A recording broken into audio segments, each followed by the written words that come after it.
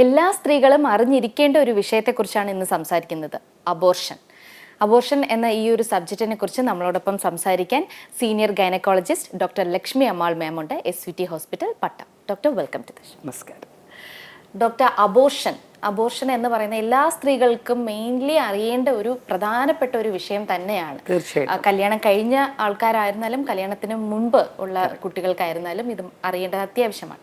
അപ്പോൾ ഈ അബോർഷൻ എന്ന് പറയുന്നത് ലീഗലി നമ്മൾ നോക്കുകയാണെങ്കിൽ ഇന്ത്യയിൽ ഇത് നിയമപരമാണോ? തീർച്ചയായിട്ടും ഇന്ത്യയിൽ നിയമപരം തന്നെയാണ്. വർഷങ്ങളായിട്ട് അത് നിയമപരമാക്കിയിട്ടുണ്ട്. അതിനകത്ത് കുറച്ച് ബുദ്ധിമുട്ടുകളൊക്കെ വരുന്നതുകൊണ്ട് ഇപ്പോൾ കുറച്ച് അമെൻമെൻറ്റ്സും അതിനകത്ത് വരുത്തിയിട്ടുണ്ട്. പണ്ട് നമുക്ക് അബോർഷൻ 12 ആഴ്ച വരെ, അതായത് 3 മാസം വരെ ഒരു ഗൈനക്കോളജിസ്റ്റിൻ്റെ സമ്മതത്തോടു കൂടി മാത്രമേ പറ്റത്തുള്ളായിരുന്നു, സമ്മതത്തോടു കൂടി പറ്റുമായിരുന്നു.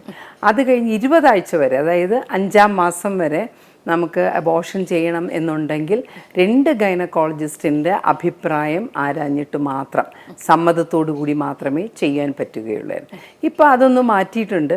5 മാസം വരെ ഒരു ഗൈനക്കോളജിസ്റ്റ് തീരുമാനിച്ചാൽ മതി. 5 മാസം തുടങ്ങി 6 മാസം വരെ ഈ അബോർഷൻ ഇപ്പോൾ നീട്ടിയിട്ടുണ്ട്. അതെന്തുകൊണ്ടാണെന്ന് വെച്ചാൽ നമ്മുടെ ഇന്ത്യയിലെ സാഹചര്യം അനുസരിച്ച് 24 ആഴ്ച കഴിഞ്ഞാലേ ഒരു കുഞ്ഞ് പുറത്തു വന്നാൽ അത് ജീവിക്കുകയുള്ളൂ.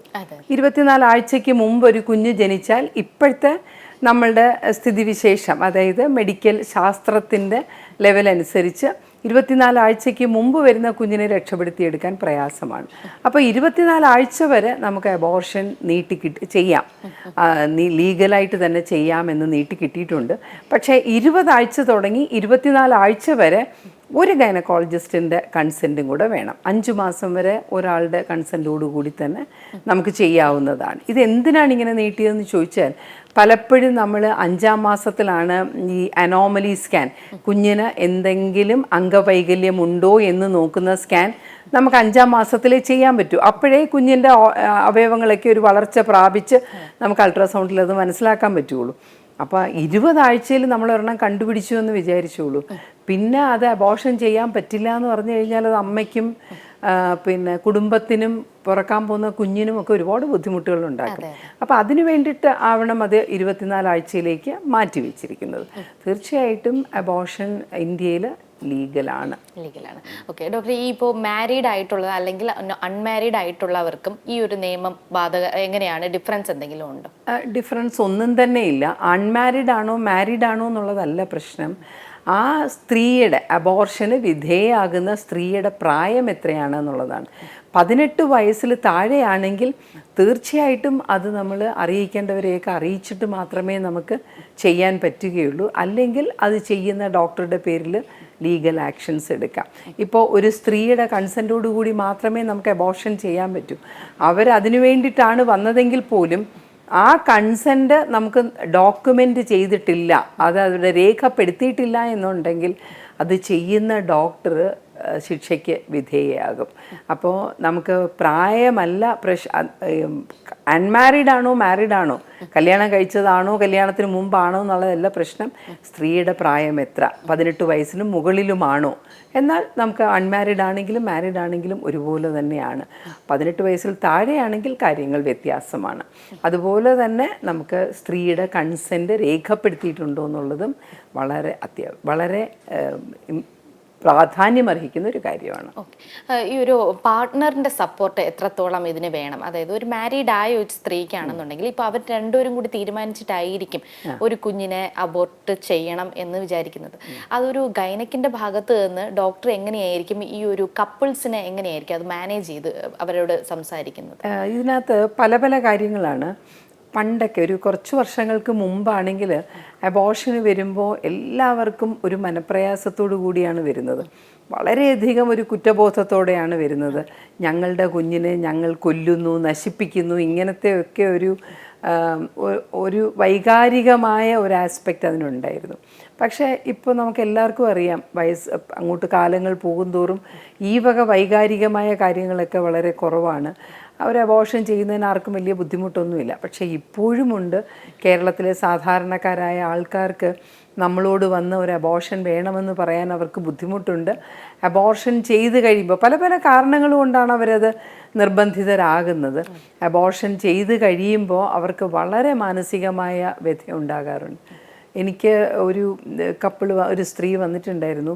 അവർ വേറൊരു ഡോക്ടറെ അടുത്ത് പോയി അത് മെഡിക്കൽ അബോർഷൻ, അതായത് ഗുളികകൾ കഴിച്ച് തന്നെ അത് അബോർട്ട് ചെയ്തു. അബോർട്ട് ചെയ്തിട്ട് അത് ഫുള്ളായിട്ട് പോയില്ല, കുറച്ച് ബ്ലീഡിങ് എന്ന് പറഞ്ഞിട്ടാണ് എൻ്റെ അടുത്ത് വന്നത്. അപ്പം ഞാൻ ചോദിച്ചു, നിങ്ങൾക്ക് ഓൾറെഡി 33 വയസ്സായല്ലോ, രണ്ടാമത്തെ കുഞ്ഞിന് സമയമായി, എന്തിനാണ് നിങ്ങളിത് കളഞ്ഞത്? അപ്പോൾ പറഞ്ഞു, ആദ്യത്തെ കുഞ്ഞിന് ഇത്തിരി നല്ല പ്രശ്നങ്ങളുണ്ട്, അപ്പോൾ അവനെ സപ്പോർട്ട് ചെയ്ത് തന്നെ ഞങ്ങൾക്ക് ബുദ്ധിമുട്ടുണ്ട്, അതിൻ്റെ കൂട്ടത്തിൽ ഇനിയും ഒരാളും കൂടെ ആയാലോ. അപ്പം ഞാൻ പറഞ്ഞു, നിങ്ങളുടെ കാലം കഴിയുമ്പോൾ ആ കുഞ്ഞിനെ സപ്പോർട്ട് ചെയ്യാൻ ഒരു സിബ്ലിംഗ് ഉള്ളത് നല്ലതല്ലേ? അപ്പോൾ അവരെന്നോട് പറയുമായിരുന്നു, ഞാനത് ചെയ്തെങ്കിലും എനിക്ക് വലിയ മനപ്രയാസമുണ്ട്, എനിക്ക് ഉറങ്ങാൻ പറ്റുന്നില്ല.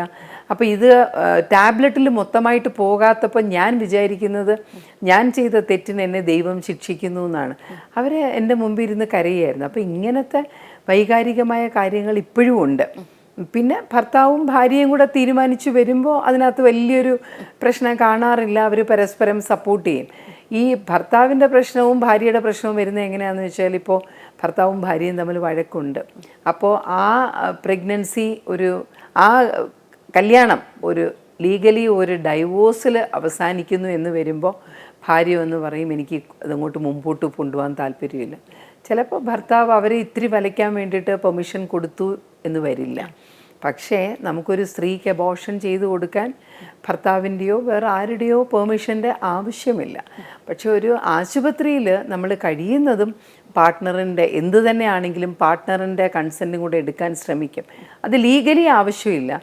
പക്ഷേ എന്താണെന്ന് വെച്ചാൽ ഒരു കോംപ്ലിക്കേഷനോ എന്തെങ്കിലും വരികയോ അല്ലെങ്കിൽ അവർ കോടതിയിൽ പോവുകയോ ഒക്കെ ചെയ്തു കഴിഞ്ഞാൽ നമ്മൾക്കതൊരു ഇഷ്യൂ വരാൻ ഉണ്ട്, വളരെ റിമോട്ടായിട്ട്. അപ്പം അങ്ങനെയൊക്കെ ഉള്ളപ്പോൾ ഞങ്ങൾ പാർട്ട്ണറിനെയും കൂടെ ചർച്ചയിൽ ഉൾപ്പെടുത്തിയിട്ടാണ് ഇത് ചെയ്യാൻ ശ്രമിക്കുന്നത്. ഡോക്ടർ, പല ഹോസ്പിറ്റലിലും നമ്മൾ കണ്ടിട്ടുണ്ട് ഇവിടെ അബോർഷൻ ചെയ്യില്ല അല്ലെങ്കിൽ അങ്ങനെ വെച്ചിട്ടുണ്ട്. അപ്പോൾ ഇപ്പോൾ ഡോക്ടർ ഓൾറെഡി പറഞ്ഞു ലീഗലി ഓക്കെ ആണ്, നമുക്ക് ചെയ്യാം എന്നുള്ള രീതിയിൽ. അപ്പോൾ അതെന്തുകൊണ്ടായിരിക്കും അങ്ങനെ? അത് ഓരോ ഗൈനക്കോളജിസ്റ്റിൻ്റെയും പേഴ്സണലായിട്ടുള്ള വ്യക്തിപരമായിട്ടുള്ള ഒരു അഭിപ്രായങ്ങളാണ് അതിനകത്ത്.